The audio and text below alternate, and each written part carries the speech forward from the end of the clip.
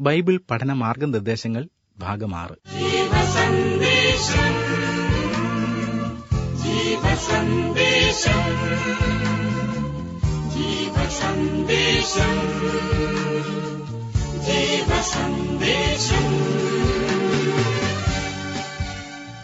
ബൈബിളിനെ ആരാധിക്കുന്നത് ശരിയാണോ? അതായത് ബൈബിളിന്റെ മുൻപിൽ നമസ്കരിക്കുക, അതിനെ പൂജിക്കുക, അത് തീർച്ചയായും തെറ്റാണല്ലേ? ചില വ്യക്തികൾ ബൈബിളിനെ പൂജിക്കാറുണ്ട്. പേടി കിട്ടാതിരിക്കുവാൻ തലയിണയുടെ കീഴിൽ വെച്ച് ഉറങ്ങാറുണ്ട്.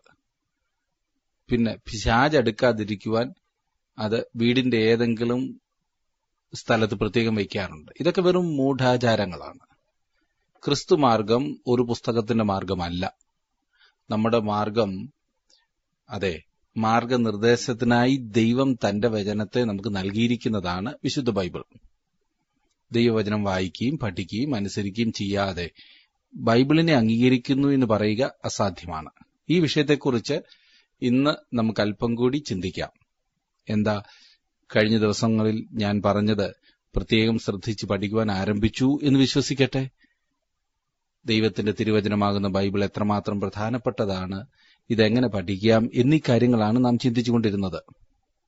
ദൈവവചനം പഠിക്കുവാനുള്ള മാർഗനിർദ്ദേശങ്ങളിൽ 2 കാര്യം നാം കണ്ടുകഴിഞ്ഞു. ഒന്നാമതായി, പ്രാർത്ഥനയോടെ വേണം നാം ദൈവവചനത്തെ സമീപിക്കേണ്ടത് എന്ന് നാം ചിന്തിച്ചല്ലോ. മനുഷ്യബുദ്ധി കൊണ്ട് ദൈവവചനത്തെ മനസ്സിലാക്കുവാൻ നമുക്ക് സാധ്യമല്ല. ദൈവത്തിന്റെ ആത്മാവ് നമ്മുടെ ബുദ്ധിയെ പ്രകാശിപ്പിക്കേണ്ടിയിരിക്കുന്നു. എപ്പോൾ ദൈവവചനം വായിക്കുവാൻ എടുത്താലും വളരെയേറെ പ്രാർത്ഥനയോടെ നാം അത് കൈകാര്യം ചെയ്യണം.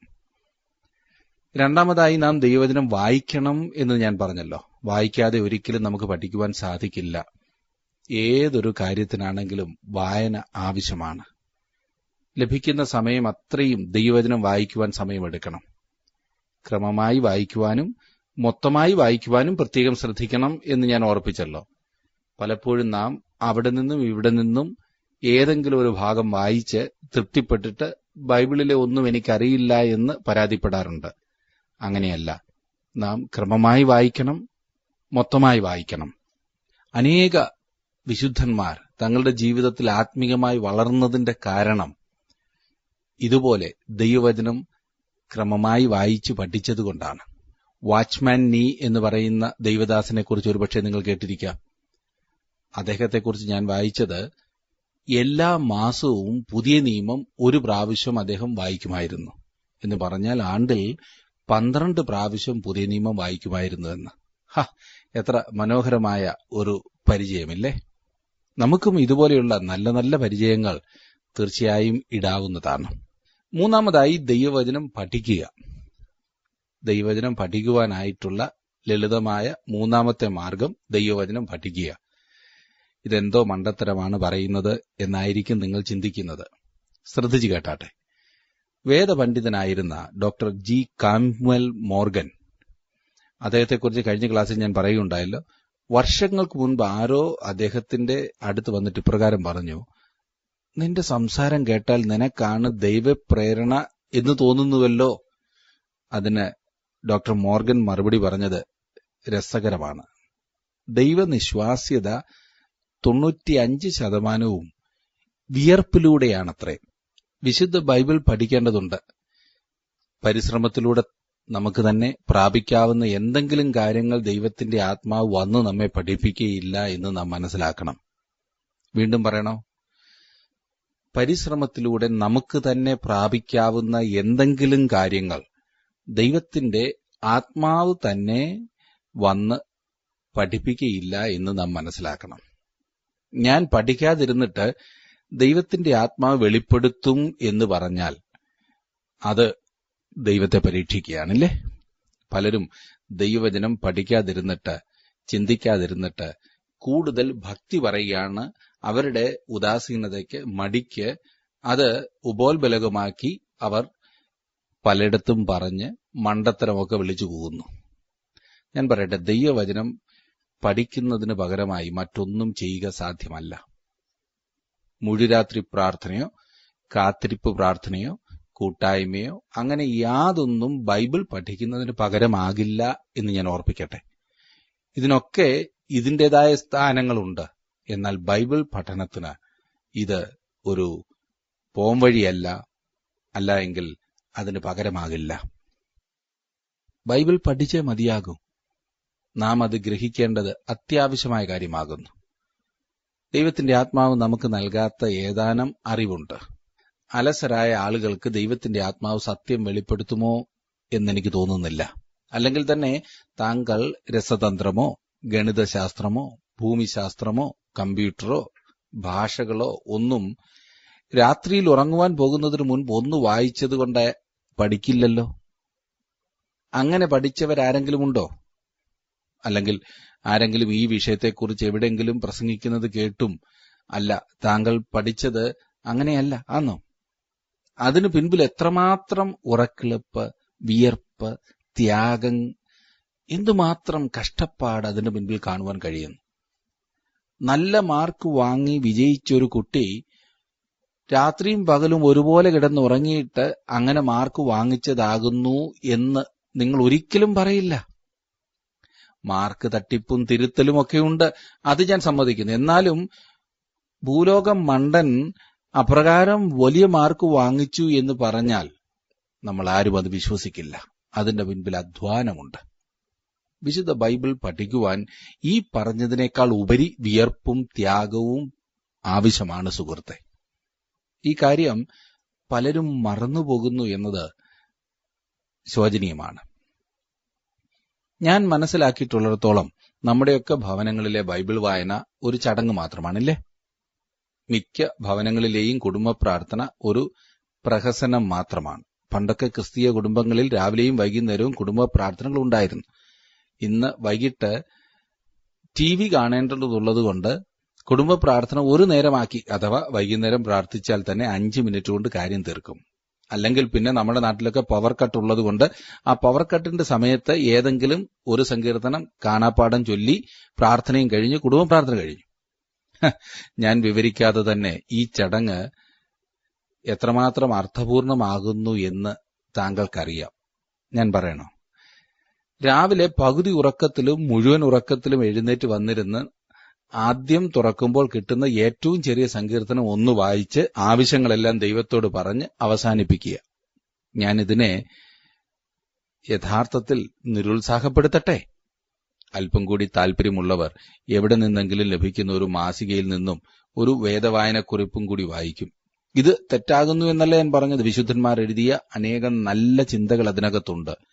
പക്ഷേ താങ്കൾ വായിക്കുന്ന ഭാഗത്തു നിന്നും എന്തു മനസ്സിലായി എന്ന് ഞാൻ ചോദിച്ചാൽ അതിന് മറുപടി കൊടുക്കേണ്ടതുണ്ടല്ലേ? 2 കാര്യം താങ്കൾക്ക് ചെയ്യാം. ഒന്ന്, കുടുംബ പ്രാർത്ഥനയ്ക്ക് വരുന്നതിന് മുൻപ് ഭവനത്തിലെ ഓരോ വ്യക്തിയും സ്വന്തമായി അന്ന് വായിക്കേണ്ട ഭാഗം വായിക്കുക, ധ്യാനിക്കുക. കുടുംബ പ്രാർത്ഥനയിൽ ഒരുമിച്ചിരുന്ന് അതേ ഭാഗം വായിക്കുകയും അവരവർക്ക് മനസ്സിലായ കാര്യങ്ങൾ പങ്കിടുകയും ചെയ്യുക. 2 നേരവും ഇങ്ങനെ ചെയ്തില്ല എങ്കിൽ തന്നെ ഒരു നേരം ചെയ്യാൻ സാധിക്കില്ലേ? ദൈവത്തിന്റെ ആത്മാവ് ഓരോരുത്തർക്കും വെളിപ്പെടുത്തിയിട്ടുള്ളവ അവരവർക്ക് പങ്കിടാവുന്നതാണ്. കൂടുതൽ പഠിക്കുവാൻ ഇതൊരു പ്രചോദനമാകും. ഓരോരുത്തർക്കും മനസ്സിലാകാത്ത എന്തെങ്കിലും കാര്യമുണ്ടെങ്കിൽ അതും ചർച്ച ചെയ്യാവുന്നതാണ്. ദയവായി കുടുംബ പ്രാർത്ഥന ഒരു ചടങ്ങാക്കരുതേ. അത് വലിയ ദോഷം മാത്രമേ ചെയ്യൂ. ഭവനത്തിലെ എല്ലാവർക്കും, കുഞ്ഞുങ്ങൾക്ക് പോലും പങ്കിടാവുന്ന ഒരവസരമാക്കുക കുടുംബ പ്രാർത്ഥന. പഠിക്കുക. ദൈവവചനം പഠിക്കുവാൻ സമയം നാം എടുക്കേണ്ടതാണ്. വൈകുന്നേരത്തെ കുടുംബ പ്രാർത്ഥനയിൽ ബൈബിൾ പഠിക്കുവാൻ സമയം എടുത്തില്ലെങ്കിലും രാവിലെ അത്യാവശ്യമായും അത് ചെയ്യണം. പകലത്തെ അനുഭവങ്ങൾ, പ്രത്യേകിച്ചും രാവിലെ ബൈബിളിൽ നിന്നും പഠിച്ച കാര്യങ്ങൾ പ്രായോഗികമാക്കുവാൻ സാധിച്ച വിധങ്ങളും മറ്റും പങ്കിടുകയും പ്രാർത്ഥനാ വിഷയങ്ങൾ പറയുകയും ചെയ്ത് വൈകുന്നേരത്തെ കുടുംബ പ്രാർത്ഥന അർത്ഥവത്താക്കാം. പ്രഭാതത്തിൽ ബൈബിൾ പഠിക്കുവാൻ സ്വന്തമായും കുടുംബമായും സമയമെടുക്കേണ്ടതാണ്. ഞാൻ എങ്ങനെ സ്വയമായി അല്ലെങ്കിൽ സ്വന്തമായി തനിയെ ഇത് ചെയ്യുവാൻ സാധിക്കും എന്ന് മുൻപോട്ട് പഠിക്കുമ്പോൾ പ്രത്യേകം പഠിപ്പിക്കുന്നതാണ്. നമ്മുടെ ശാന്തസമയം, ധ്യാന സമയം എപ്രകാരമായിരിക്കണം എന്നുള്ളത് തീർച്ചയായും നാം ചിന്തിക്കുന്നതാണ്.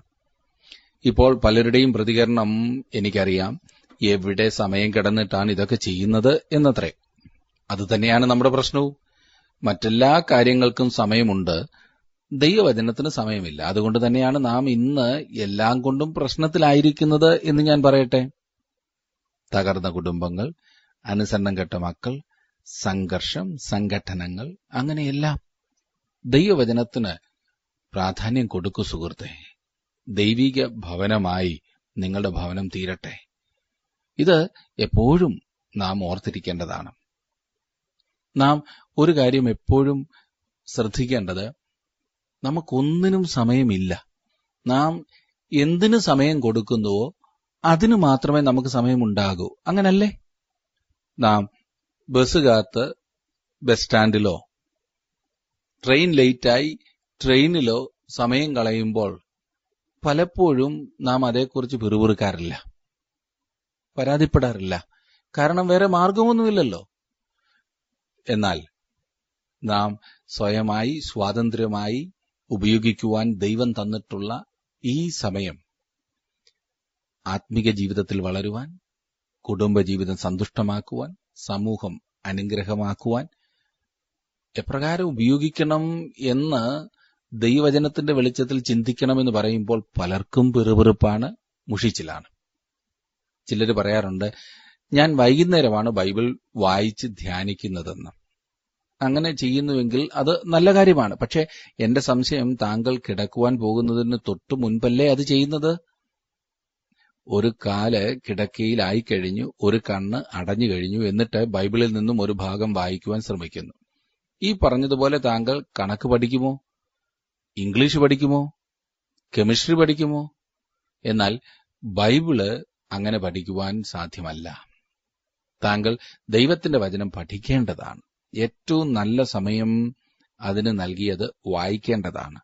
ബൈബിൾ വായിക്കാതെ കിടന്നാൽ ദുസ്വപ്നം കാണും, പേടി കിട്ടും എന്നൊക്കെ ചിന്തിച്ചാണ് പലരും അത് വായിക്കുന്നത്. അങ്ങനെയല്ല. സമയമുണ്ടാക്കി നാം ബൈബിൾ വായിക്കണം. ഒരു ദിവസം 1 മണിക്കൂർ അതിനുവേണ്ടി മാറ്റിവെക്കുവാൻ സാധിക്കുന്നില്ല എങ്കിൽ 30 മിനിറ്റെങ്കിലും ഉപയോഗിക്കരുതോ? ദശാംശം കൊടുക്കുവാൻ വളരെയേറെ കർക്കശമായി പഠിപ്പിക്കുന്ന സഭകളിൽ പോലും പണത്തിന്റെ ദശാംശത്തെക്കുറിച്ചേ പറയാറുള്ളൂ, സമയത്തിന്റെ ദശാംശത്തെക്കുറിച്ച് പറയാറില്ല. സമയത്തിന്റെ ദശാംശം ദൈവസന്നിധിയിൽ നാം ചെലവഴിക്കുന്നുവെങ്കിൽ അത് നമുക്ക് തന്നെ പ്രയോജനമുണ്ടാകുന്ന കാര്യമാണ്. അത് അപ്രകാരം ചെയ്യുമ്പോൾ നമുക്കും മറ്റുള്ളവർക്കും അനുഗ്രഹമാകും. ഞാനൊരു നിശ്ചിത സമയം നിഷ്കർഷിക്കുന്നില്ല. തിരുവചനം പഠിക്കുവാൻ നാം സമയം എടുക്കേണ്ടതാണ് എന്ന് മാത്രം പറഞ്ഞുവിടട്ടെ. അത് വളരെ പ്രധാനപ്പെട്ട കാര്യമാകുന്നു. കുഞ്ഞുങ്ങളും ബൈബിൾ സ്വന്തമായി വായിക്കുവാനും പഠിക്കുവാനും നാം പ്രോത്സാഹിപ്പിക്കണം. ജോൺ വെസ്ലി എന്ന ഉണർവ് പ്രസംഗനെക്കുറിച്ച് പറയുന്നത്, അദ്ദേഹം ഒരു പുസ്തകത്തിന്റെ മനുഷ്യനായിരുന്നു എന്നത്രേ. അദ്ദേഹത്തെ ഈ പുസ്തകത്തിന്റെ മനുഷ്യനാക്കി തീർത്തത് എന്താണെന്ന് ചോദിച്ചാൽ, എല്ലാ പ്രഭാതത്തിലും 4 മണിക്കും 5 മണിക്കും എഴുന്നേറ്റ് അദ്ദേഹം 5 ഭാഷകളിൽ തിരുവചനം വായിക്കുമായിരുന്നു. അദ്ദേഹം ദൈവവചനം പഠിച്ചു. താങ്കളും ഞാനും ദൈവവചനം പഠിക്കേണ്ടതുണ്ട്. തിരുവചനത്തിലെ കാര്യങ്ങൾ, തിരുവചനത്തിന്റെ അർത്ഥം നാം ഗ്രഹിക്കേണ്ടതുണ്ട്. ഇനിയും 4ാമത് തിരുവചനം പഠിക്കേണ്ട ലളിതമാർഗം ഞാൻ പറയാം. അത് ധ്യാനിക്കുക എന്നതാണ്. ധ്യാനിക്കുക. ദൈവം തന്റെ ജനത്തെ പഠിപ്പിച്ചൊരു കാര്യമാണ് ധ്യാനം. ഇവിടെ ഞാൻ ഉദ്ദേശിക്കുന്ന ധ്യാനം ഇന്നത്തെ അനേകരും പറയാറുള്ള ചില പ്രത്യേക ഗ്രൂപ്പുകളുണ്ടല്ലോ, അവരുടെ ധ്യാനമല്ല കേട്ടോ. ഇത് ദൈവവചനം ധ്യാനിക്കുന്ന കാര്യമാണ്.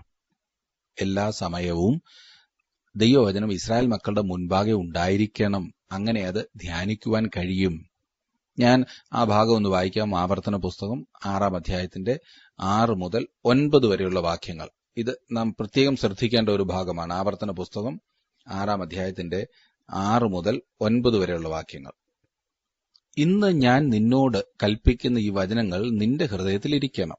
നീ അവയെ നിന്റെ മക്കൾക്ക് ഉപദേശിച്ചു കൊടുക്കുകയും നീ വീട്ടിലിരിക്കുമ്പോഴും വഴി നടക്കുമ്പോഴും കിടക്കുമ്പോഴും എഴുന്നേൽക്കുമ്പോഴും അവയെക്കുറിച്ച് സംസാരിക്കുകയും വേണം. അവയെ അടയാളമായി നിന്റെ കൈമേൽ കെട്ടണം. അവ നിന്റെ കണ്ണുകൾക്ക് മധ്യേ പട്ടമായിരിക്കണം. അവയെ നിന്റെ വീട്ടിലെ കട്ടിളകളിന്മേലും പടിവാതിലുകളിലും എഴുതേണം. എങ്ങനുണ്ട്? യഹോവയിങ്കൽ നിന്നും വന്ന അത്യാശ്ചര്യകരമായ ഒരു പ്രസ്താവനയത്ര ഇത്. ദൈവത്തിന്റെ വചനം കട്ടിലകളിന്മേലും പടിവാതിലുകളിലും എഴുതുവാൻ ദൈവം അവരോട് ആജ്ഞാപിച്ചു. വേറൊരു വിധത്തിൽ പറഞ്ഞാൽ അവൻ അവരോട് പറയുകയാണ്, അവർ എങ്ങോട്ട് തിരിഞ്ഞാലും വലിയ ഒരു പരസ്യ പലകയിൽ കാണുന്നത് പോലെ ദൈവവചനം കാണാമായിരുന്നു. ഇന്ന് നമ്മുടെ തെരുവുകളിൽ കൂടി യാത്ര ചെയ്താൽ എന്തെല്ലാം വൃത്തികെട്ട പരസ്യങ്ങളാണ് കാണുന്നത്. മദ്യത്തിന്റെ പരസ്യം, സിഗരറ്റിന്റെയും ബീഡിയുടെയും പരസ്യം, സിനിമാ പരസ്യം, നഗ്ന ചിത്രങ്ങൾ കൊണ്ടുള്ള പരസ്യം, എല്ലായിടത്തും പരസ്യങ്ങൾ. എന്തുകൊണ്ടാണ് ജനങ്ങൾ മദ്യത്തിന്റെയും പുകവലിയുടെയും വൃത്തികെട്ട ചില ചലച്ചിത്രങ്ങളുടെയും പിൻപേ പോകുന്നതെന്ന് നിങ്ങൾക്ക് ഇപ്പോൾ അറിയാമില്ലേ? അത് അവരുടെ മുൻപിൽ എപ്പോഴുമുണ്ട്. നമ്മുടെ കുഞ്ഞുങ്ങൾ എപ്പോഴും കാണുന്നത് അതാണ്. ടിവിയിലാണെങ്കിലും മറ്റ് പരസ്യങ്ങളിലാണെങ്കിലും എപ്പോഴും കാണുന്നതിന്റെ പിൻപേ മനുഷ്യൻ പോകും. കർത്താവിന് അറിയാമല്ലോ മനുഷ്യന്റെ സ്വഭാവം, അവിടുന്ന് നമ്മെ അറിയുന്നു. അതുകൊണ്ട് അവൻ തന്റെ ജനത്തോട് പറഞ്ഞ് അവർക്ക് എപ്പോഴും കാണാവുന്നിടത്ത് അവന്റെ വചനം എഴുതണമെന്ന്. പണ്ടൊക്കെ നമ്മുടെ വീടുകളിലും മറ്റും ഈ വാക്യങ്ങൾ എഴുതി നാം ഫ്രെയിം ചെയ്ത് തൂക്കിയിടുമായിരുന്നല്ലോ. ഇന്ന് വീടുകൾ നല്ലതായപ്പോൾ ഭിത്തി അഴുക്കാകും, അല്ലെങ്കിൽ അതിന് ഭംഗി പോരാ എന്ന കാരണത്താൽ നാം അത് എഴുതി തൂക്കാറില്ല. പണ്ടത്തെ വാക്യങ്ങളൊക്കെ ഇന്നും എന്റെ മനസ്സിൽ വരുന്നു. എന്നാൽ ഇന്ന് കുഞ്ഞുങ്ങൾ കാണുന്നത് മറ്റു പലതുമാണ്. അത് പണ്ട് അവരുടെ കട്ടിലകളിന്മേലും പടിവാതിലിന്മേലും അവർ ധരിച്ച വസ്ത്രത്തിന്മേലുമായിരുന്നു. തങ്ങൾ വഴി നടക്കുമ്പോൾ അവർ അതേക്കുറിച്ച് സംസാരിക്കണമായിരുന്നു. അവർ ഇരിക്കുമ്പോൾ ദൈവവചനത്തെക്കുറിച്ച് സംസാരിക്കണമായിരുന്നു. ഉറങ്ങുവാൻ കിടക്കയിലായിരിക്കുമ്പോഴും ഉറക്കം വരുന്നതുവരെയും അവർ ദൈവവചനത്തെക്കുറിച്ച് സംസാരിക്കണമായിരുന്നു. തന്റെ വചനത്തെ ധ്യാനിക്കുവാൻ ദൈവം തന്റെ ജനത്തോട് ആവശ്യപ്പെട്ടു. ദൈവവചനം ധ്യാനിക്കുക എന്നതുകൊണ്ട് എന്താണ് വാസ്തവത്തിൽ അർത്ഥമാക്കുന്നത്? 1-ാം സങ്കീർത്തനത്തിൽ അതിമഹത്തായ ഒരു പ്രസ്താവനയുണ്ട്. നമുക്കറിയാമല്ലോ, ദുഷ്ടന്മാരുടെ ആലോചന പ്രകാരം നടക്കാതെയും പാപികളുടെ വഴി നിൽക്കാതെയും പരിഹാസികളുടെ ഇരിപ്പിടത്തിലിരിക്കാതെയും യഹോവയുടെ ന്യായപ്രമാണത്തിൽ സന്തോഷിച്ച് അതിനെ രാപ്പകൽ ധ്യാനിക്കുന്ന മനുഷ്യൻ ഭാഗ്യവാൻ. ധ്യാനിക്കുക എന്നാൽ മൂലഭാഷയിൽ അതിന്റെ അർത്ഥം അയവിറക്കുക എന്നത്രേ. മനസ്സിലേക്ക് കൊണ്ടുവന്ന് വീണ്ടും വീണ്ടും അതിനെക്കുറിച്ച് ചിന്തിക്കുക. പശു അയവിറക്കുന്നത് കണ്ടിട്ടില്ലേ? നേരത്തെ എവിടുന്നോ ഭക്ഷിച്ച ഭക്ഷണ സാധനങ്ങൾ വീണ്ടും വായിൽ കൊണ്ടുവന്ന് ചവച്ചരച്ച് അയവിറക്കുക. രാവിലെ പശു പോയി പുല്ല് തിന്നുന്നത് കണ്ടിട്ടില്ലേ? പുല്ല് തളിർത്തു നിൽക്കുമ്പോൾ മഞ്ഞുതുള്ളികൾ പുല്ലിൽ പറ്റിപ്പിടിച്ചിരിക്കും. പശു പോയി അത് തിന്നുന്നു. പിന്നീട് സൂര്യൻ ഉയർന്ന് അന്തരീക്ഷം ചൂടായി കഴിയുമ്പോൾ പശു ഒരു മരച്ചുവട്ടിൽ പോയി കിടക്കുന്നു, അല്ലെങ്കിൽ ഏതെങ്കിലും തണലിൽ നിൽക്കുന്നു. അവിടെ നിന്നവൾ അങ്ങനെ ചവയ്ക്കുന്നു. അത് ചവയ്ക്കുന്നത് കാണുമ്പോൾ താങ്കൾ ചിന്തിച്ചേക്കാം, ഷേടാ, ഇവിടെ എന്തോന്നായി പശു തിന്നുന്നത്? അതെ സുഹൃത്തെ, അത് ധ്യാനിക്കുകയാണ്. അത് പ്രഭാതത്തിൽ തിന്ന പുല്ല് വയറ്റിലെ ഒരു അറയിൽ നിന്നും മറ്റൊന്നിലേക്ക് മാറ്റുകയാണ്. ആ പ്രക്രിയയിൽ അത് ഭക്ഷണ സാധനം ശരിക്കും ചവച്ചരക്കുകയാണ്. നാം ചിന്തിക്കുന്ന വിധത്തിൽ അത് ചെയ്യേണ്ടതാണ്. നാം ദൈവവചനം കൈവശമാക്കണം, അത് വായിക്കണം, അത് കാണുവാൻ കഴിയുന്നിടത്ത് അത് എഴുതണം, എന്നിട്ട് അതേക്കുറിച്ച് ചിന്തിക്കണം, അത് ധ്യാനിക്കണം. പലപ്പോഴും ഒരു പ്രസംഗം തയ്യാർ ചെയ്യുമ്പോൾ ഞാൻ തിരുവചനത്തിൽ നിന്നും ഒരു വാക്യം എടുത്തിട്ട് മണിക്കൂറുകൾ തന്നെ അത് അങ്ങനെ വായിച്ചുകൊണ്ടേയിരിക്കും. മറ്റുള്ളവർ അതേക്കുറിച്ച് പറഞ്ഞിരിക്കുന്നത് പഠിക്കും. അങ്ങനെ അത് മനസ്സിലാക്കും. ഒടുവിലായി ആ ഭാഗത്തു നിന്നും പുതിയ പുതിയ സത്യങ്ങൾ പൊട്ടിവിടരുന്നതായി ഞാൻ മനസ്സിലാക്കാറുണ്ട്. ദൈവവചനം ധ്യാനിക്കുന്നെങ്കിൽ മാത്രം നമുക്ക് എത്രമാത്രം വളരുവാൻ സാധിക്കുമെന്നറിയാമോ? ചിലർ എനിക്ക് എഴുതി എന്നോട് പറയാറുണ്ട്, അവരുടെ ഭവനത്തിൽ ഓരോരുത്തരും പല ഭാഗത്തിരുന്നാണ് ജീവസന്ദേശം ശ്രദ്ധിക്കുന്നതെങ്കിലും അവർ ഒരുമിച്ച് കൂടുമ്പോൾ അന്ന് പഠിച്ച വേദഭാഗത്തെക്കുറിച്ച് ചർച്ച ചെയ്യുമത്രേ. അത് ധ്യാനിക്കുന്നതാണ്. പഠിച്ച ഭാഗത്തെക്കുറിച്ച് വീണ്ടും പറയുന്നു, സംസാരിക്കുന്നു, ആ ഭാഗത്തേക്ക് വീണ്ടും പോകുന്നു.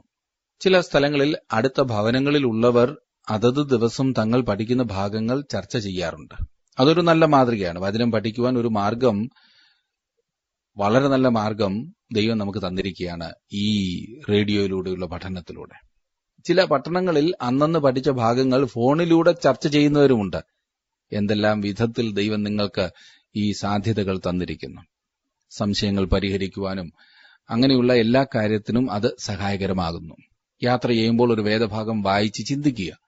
രാവിലെ വായിച്ച ഭാഗത്തു നിന്നും ഒരു വാക്യം കുറിച്ചെടുത്ത് പോക്കറ്റിലോ പേഴ്സിലോ വെക്കാം എന്നുണ്ടെങ്കിൽ പകൽ സമയം കിട്ടുമ്പോഴെല്ലാം അത് ധ്യാനിക്കാവുന്നതാണ്. രാവിലെ കുടുംബ പ്രാർത്ഥനയിൽ വായിച്ച ഭാഗം പകൽ എപ്പോഴെങ്കിലും താങ്കൾ ധ്യാനിക്കാറുണ്ടോ സുഹൃത്തെ? മിക്കവാറും ആളുകൾ വായിച്ചു കഴിഞ്ഞപ്പോൾ തന്നെ മറന്നു. ഏത് ഭാഗമാണ് വായിച്ചതെന്ന് പോലും അറിയില്ല. താങ്കൾ വായിക്കുന്ന ഭാഗം ധ്യാനിക്കാറുണ്ടോ?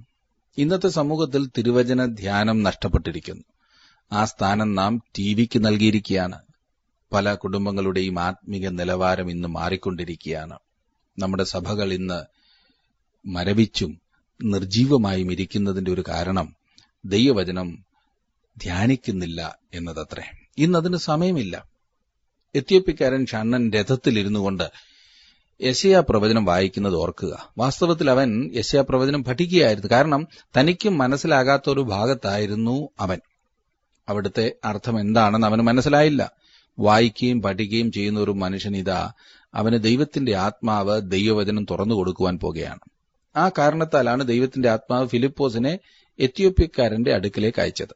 ഈ എത്യോപ്യനെ പോലെ താൽപര്യത്തോടെ ഇരിക്കുന്ന ഒരു വ്യക്തിയായിരിക്കാം താങ്കൾ. അതുകൊണ്ടാണ് ഈ ഫിലിപ്പോസിനെ ദൈവത്തിന്റെ ആത്മാവ് താങ്കളുടെ അടുത്തേക്ക് ഇന്ന് അയക്കുന്നത്. ദൈവത്തിന് സ്തോത്രം പറയുവാൻ സാധിക്കില്ലേ? എത്യോപ്യയിലെ ആ ഷണ്ണനെ പോലെ സന്തോഷത്തോടെ പോകുവാൻ ദൈവം നിങ്ങളെയും സഹായിക്കും. ധ്യാനിക്കുവാൻ തയ്യാറുള്ളവരാണോ?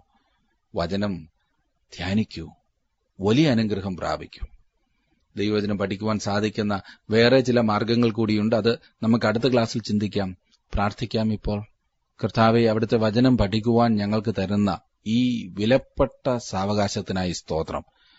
അത് വേണ്ട വിധത്തിൽ ഞങ്ങൾ പഠിക്കുന്നതിനു വേണ്ടി അവിടെ ഞങ്ങളെ സഹായിക്കണമേ. അതിനുള്ള ഗൗരവം ഞങ്ങൾക്ക് തരണമേ. അതിനുള്ള താല്പര്യം ഞങ്ങൾക്ക് തരണമേ. ഇന്ന് കർത്താവെ, വചനം കേട്ട എല്ലാവരെയും അതിനായി നീ ശക്തീകരിക്കണമേ. ക്രിസ്തുയേശുവിന്റെ നാമത്തിൽ അപേക്ഷിക്കുന്ന ഈ പ്രാർത്ഥന കേൾക്കുമാറാകണമേ.